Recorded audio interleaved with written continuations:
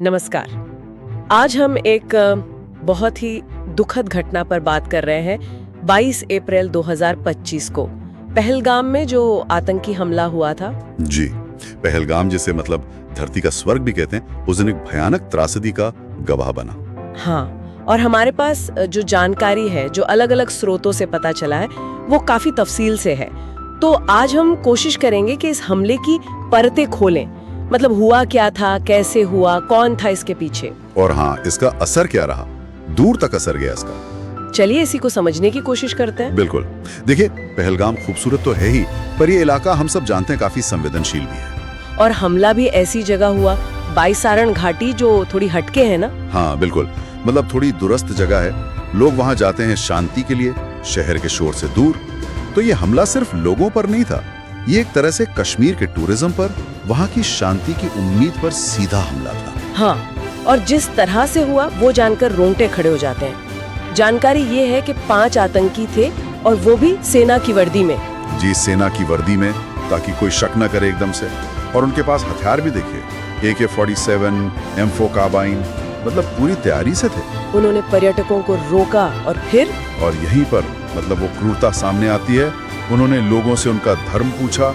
कुछ रिपोर्ट्स में है कि कुरान की आयतें सुनाने को कहा गया। पहचान के लिए कपड़े उतरवाने तक की बातें सामने आई हैं। ये कितना भयानक है। हाँ, ये सिर्फ गोलीबारी नहीं थी, ये चुन चुन कर पहचान करके निशाना बनाने वाली बात थी। और जो लोग मतलब हिंदू थे या आयतें नहीं सुना पाए, उन्हें गोलियों से भून दिया गया।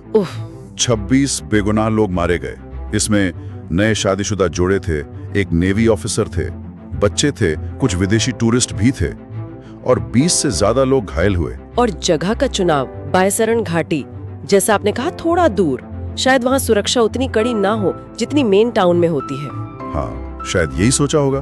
बिल्कुल, हमलावरों ने जानबूझकर एक सॉफ्ट टारगेट चुना। निहत थे टूरिस्ट। ये सिर्फ हिंसा नहीं थी, ये डर फैलाने की, दहशत फैलाने की सोची समझी रणनीति थी। दुनिया को एक मैसेज देने की कोशिश। हाँ, कि कश्मीर सुरक्षित नहीं है, देखो हम कहीं भी हमला कर सकते हैं, ये संदेश। लेकिन इस खौफ के बीच भी एक बहादुरी की कहानी है। सैयद आदिल हुसैन। सैयद आदिल हुसैन, एक स्थानीय घोड़े वाला। उन्होंने अपनी जान पर खेलकर कई औरतों और बच्चों को बचाया, लेकिन खुद नहीं बच पाए, शहीद हो गए। ये जो स्थानीय साहस है ना, ये अक्सर बड़ी खबरों में कहीं पीछे रह जाता है। आदिल हुसैन की बहादुरी उसी इंसानियत की मिसाल है। लेकिन फिर सवाल वही कि इस सब के पीछे कौन था। हाँ, कौन? तो शुरुआती जांच में जो नाम आया वो था पाकिस्तान समर्थित आतंकी संगठन द रेजिस्टेंस फ्रंट, यानी TRF। हाँ। ये नाम तो पहले भी सुना है। लश्कर ए तैयबा से जुड़ा है ना ये? जी हाँ, इसे लश्कर का ही एक प्रॉक्सी या मुखौटा माना जाता है। भारत तो खैर लंबे समय से कहता रहा है कि लश्कर सीमा पार से हमले करवाता है। और ये भी पता चला कि हमलावरों में 3 पाकिस्तानी नागरिक थे। जी, ये जानकारी भी सामने आई। इससे वो क्रॉस बॉर्डर टेररिज्म वाला एंगल और पुख्ता हो गया। जाहिर है भारत की तरफ से प्रतिक्रिया तो आनी ही थी।